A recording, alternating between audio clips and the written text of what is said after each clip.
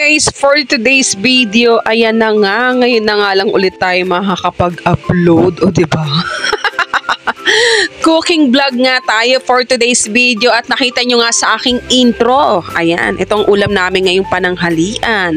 Sinigang sa miso. Ayan, mag-isda-isda muna tayo para makabawas tayo sa ating kaputukan ng batok, o diba? So, ito nga yung niluto ko, guys. Kasi masyado na tayo nauumay sa mga karne. Magbangus at tilapia naman tayo. So, may history to kung bakit dalawang klase ng isda yung aking sinigang. O, diba? Kasi ang bangus ay masyadong matinik at hindi pwede sa aking mga junakis. Diba? Mahirapan ako maghimay. At ang tilapia ay talagang mas safe para sa kanila nakainin. Kasi nga, hindi siya ganun katinik. So, mag-umpisa na nga tayo. Wag na maraming daldal. Nagisa nga. Pinirito ko nga pala muna ng mild yung ating mga isda. Ayan, kung nakita nyo naman, diba, minadali na lang natin, pinas forward na lang, iprito nyo na muna yan, pero pwede nyo naman ding idiretso na, pero kasi ako, para hindi ganun kalansa, piniprito ko siya, diba, bago ko siya isangkot siya. Ayan, so pagkatapos nga nyan, maggisa na tayo sa pinagprituhan nating mantika, yun na rin yung ginamit ko. Syempre, kailangan natin dyan ng luya, pampatanggal ng lansa. Kahit na iprito na yan, kailangan pa rin natin luyahan. At naglagay na rin tayo dyan ng bawang at sibuyas. Ayan. So, naglalagay ako ng bawang para pantulong kasi yun diba? Sa mga, yung bawang maganda talaga siyang kahit sinigang yan, kasi hoda. Pero pag sinigang na bawang, hindi ako naglalagay. So, ayan, isunod na natin ang ating kamatis. Isang kutsa lang natin yan. Ayan. Bahala ka kung gaano katagal. Basta palabasin mo lang yung katas ng kamatis. Ayan. So, hayaan mo lang siyang dyan, mag-simmer. O, diba? Ayan, halu-haluin mo para hindi masunog, day. Ayan. So, pagkatapos nga niyan ay isunod na natin ating itong miso. Actually, bumili lang kami sa palengke. Syempre, hindi na tayo gagawa niya. Ayan. So, i-next na natin yung miso. Pagkatapos nating igisa-gisa tong ating kamatis. Ayan, kamatis, sibuyas. Ito na yung miso. So, 2 balot lang yung nabili namin sa palengke. Pero, goods na yan kasi saktuhan lang naman yung ating niluto dahil pangkain lang naman, diba? Hindi naman siya paninda or panghanda.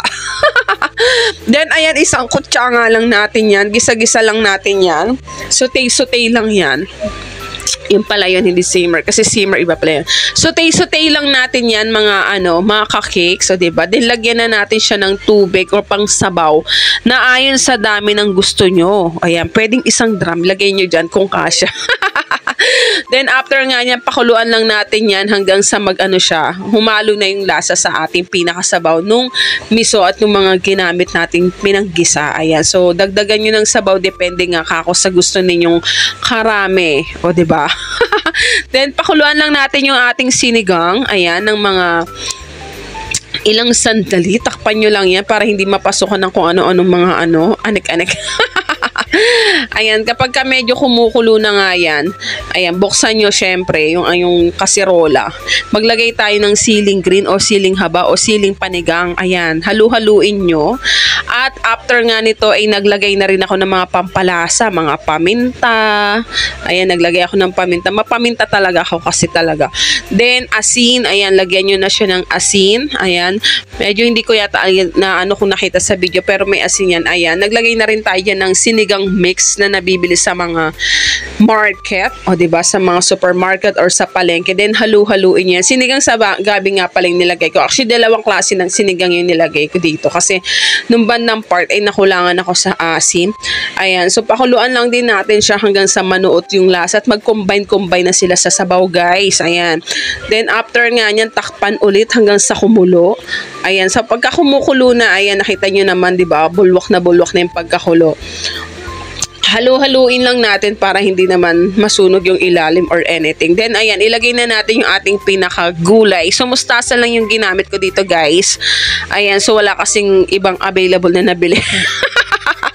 So, mustasa lang is okay na yan. So, kailangan natin maggulay-gulay, lalo na kapag aging na tayo. So, pwede naman, optional naman, lagyan nyo siya ng labanos, talong, and anything. Pero, ito lang yung meron kami. Then, after nyan, isang kutsa nyo na yung mga piniritong isda. Ayan. So, ganyan lang naman kasimple magsinigang sa miso, guys. Then, after nga nyan, sabi ko nga, medyo nakulangan ako dito ng ng asim. Kaya nagdagdag pa ako ng maliit na tetra pack ng sinigang sa miso. Pampadagdag ano din yun, palasa. Ayan. So, halu-haluin natin para mag-blend lang talaga yung lasa niya at talagang manot yung ano nung isda, yung piniritong isda sa sabaw natin. Then, ayan, then, sa inyo na yan, optional nyo kung gano'n nyo naayon sa lasa ninyo. Ayan, nagdagdag nga ako dyan ng maliit na sinigang mix. Ayan, then patis, nagdagdag ako dyan para, diba, depende sa taste buds nyo. So, diba, napakasimple lang talaga magsinigang. Medyo ano lang talaga yung preparation, maghugas ng isda, magperito. Pero kapag ka magluluto na, dire-diretso na yan, guys. Ayan, so titikman-tikman na natin kung talagang matabang ba siya or may kulang pa or anything. Then, haluin natin. So, ganun-ganun lang yung paghalo para hindi naman madurog yung isda, guys, 'di ba? Ayan. So, dinagdagan ko nga, sabi ko nga sa inyo ng another small pack ng sinigang sa miso na mix. Ayan. So, pakuluan lang natin siya. Then, ayan, boil na. Maya-maya, okay na nga ito. Pwede na tayong kumain. Actually, hindi ko nahabol to. Dapat lunch ni Alger yung may sabaw. Kasi, hinatiran namin siya ng pagkain sa school. Pero, yung pinirito na lang yung umabot. So, pag uwi na lang niya to, makakain. So, syempre, andito na tayo sa part, tikiman time. At kakapanood natin kay Grace Tan Felix. Ayan, ganyan ang eksena. O, diba?